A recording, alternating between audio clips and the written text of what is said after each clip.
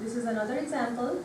Now, the thing is, how do we prioritize these differentials? So based upon the clinical signs, history, and where exactly, or what is the location of the alveolar pattern, you can actually prioritize your differentials.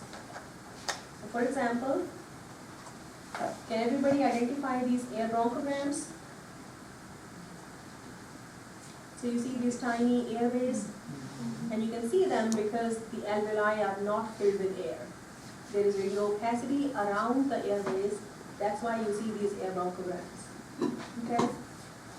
Now, because it is in the dependent region of the lungs, it suggests either aspiration pneumonia or bronchopneumonia based upon the location. Those would be my top two differentials. So how do I differentiate between aspiration pneumonia versus bronchopneumonia?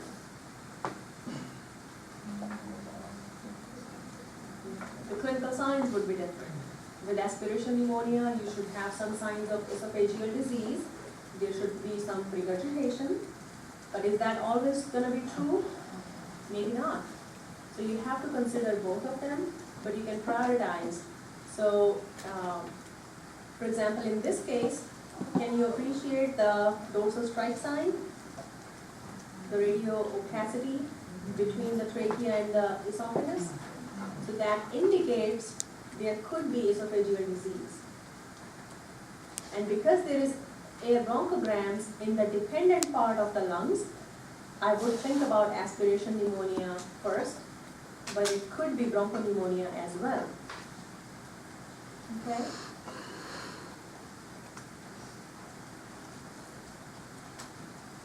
Now here I'm seeing a lobar sign. You see that sharp line at the caudal margin of the heart? This is a lobar sign. Okay? And then you confirm that on the VD because one of the lung lobes is completely opacified. So there is radio opacity in the caudal subsegment of left cranial lung lobe. Okay? So again, because there is alveolar pattern in the dependent area of the lungs, I'm again thinking about aspiration pneumonia versus bronchopneumonia. Do you see signs of esophageal disease? Because I don't see ventral deviation of trachea. I don't see the dorsal strike sign, which is prominent. I don't see any dilatation of the esophagus. There is no regurgitation in history. So bronchopneumonia would come on top of my list. Okay? But you still have to consider aspiration pneumonia secondary. Alright, this is another example. And look at the location of the air bronchograms. Can you identify air bronchograms? So these radiolucent airways within the surrounding radio opacity. Okay? Now the location is caudodorsal lung fields or near the hilar area as well. Okay? With this location, there are two things that I would consider.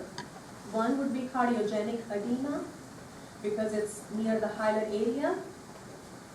And because the caudodorsal lung fields are also involved, I would also think about non-cardiogenic edema, like neurogenic edema due to seizures or electrocution. So you have to consider those things first before I think about aspiration pneumonia or bronchopneumonia. So location of the air bronchograms gives you some indication. Question? Is that like a stricture, like caudal portion of the trachea? Caudal portion, like Like where you are, kind of right there. Is that stricture? no, that's carina. It's just Okay. getting off branches, Okay. so it looks smaller in size. And this is this. You see this radio opacity? What's that? Yeah, it's a jugular catheter.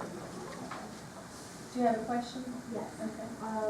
So you said that location, the caudodorsal near the hilar, is related to non-cardiogenic edema and what else? Cardiogenic pulmonary edema. Alright. We will talk more about cardiogenic edema and all of that, and then we do cardiovascular system. Okay? Vascular pattern, I'm going to quickly go over it, but in detail we will talk about it when we are doing cardiovascular system. Okay? So vascular pattern, we divide it into two major areas as hypovascular lung fields versus hypervascular lung fields, based upon if the blood vessels are smaller in size or larger in size than expected. If they are smaller than normal, it's called hypovascular lung field. If they are larger than normal, they are called hypervascular lung field. But in either of the case, it's called vascular pattern. Okay? So it doesn't matter if they are smaller or larger, it's still vascular pattern.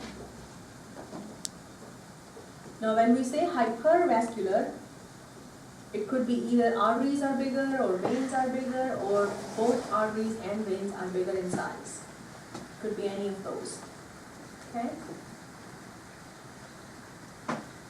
So this is an image, this is from the normal thorax presentation, which is already uploaded.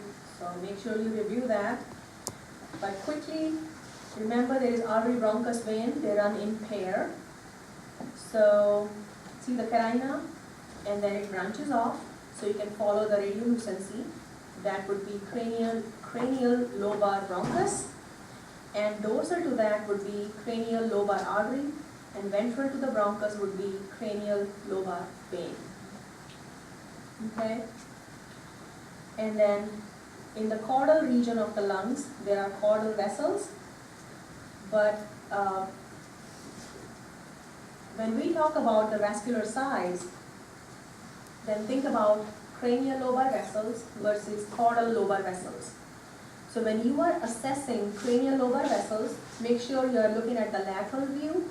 And when you are assessing caudal lobar vessels, then make sure you are looking at the VD or DV view. I have seen students, they start assessing caudal vessels like here on the lateral view. So that's not how we do in radiology, because it does not give you accurate representation of these vessels on this view. So on the lateral view, make sure you are looking at the cranial vessels, and the caudal vessels are here. So remember, there is bronchus in between. Artery will be on the lateral side of the bronchus, and caudal lobar vein will be on the medial side of the bronchus. Okay? And see how the vein is looking bigger than artery? See that radio opacity? And that's because it is superimposed with caudal vena cava on the right side. So do not call this enlarged vein. Always consider superimposition with caudal vena cava on the right side. Okay?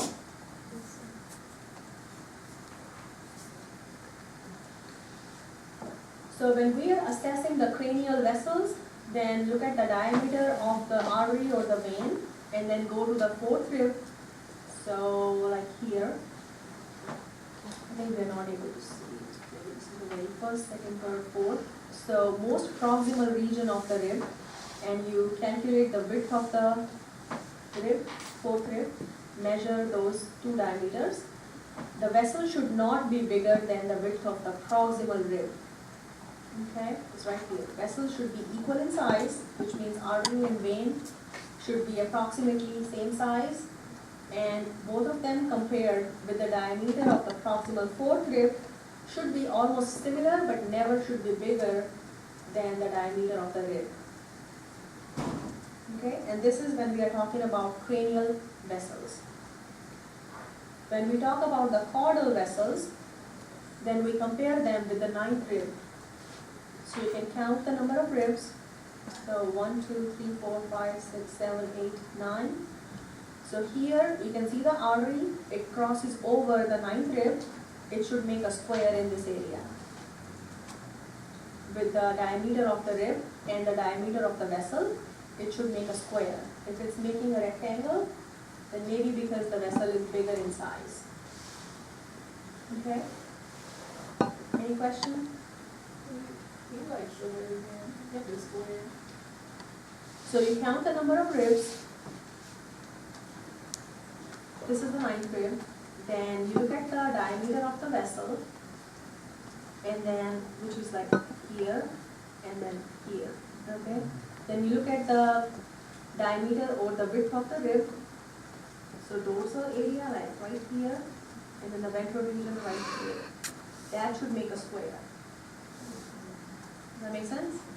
So not in the spaces between the ribs, but like on the actual. On the actual rib. So what you're saying is if that blood vessel is bigger, then you really have a vessel. Yep. So if the vessel is big, then you would see like a bigger rectangle like that. For example, like you are seeing for this vein, you will see a big rectangle because the diameter of the vessel is big. Okay. That's just, you just look for the arteries and the vein is naturally bigger. Sometimes the vein will be separated out from the caudal vena cava. In those cases, you will also measure the vein. But if it is superimposed, then you cannot really assess that. And then you can go to the other side. Caudal lobar vein. So this would be caudal lobar vein superimposed on caudal vena cava. Okay. These arteries and vessels are named according to which lobes they are going to. So if these are going to caudal lobe,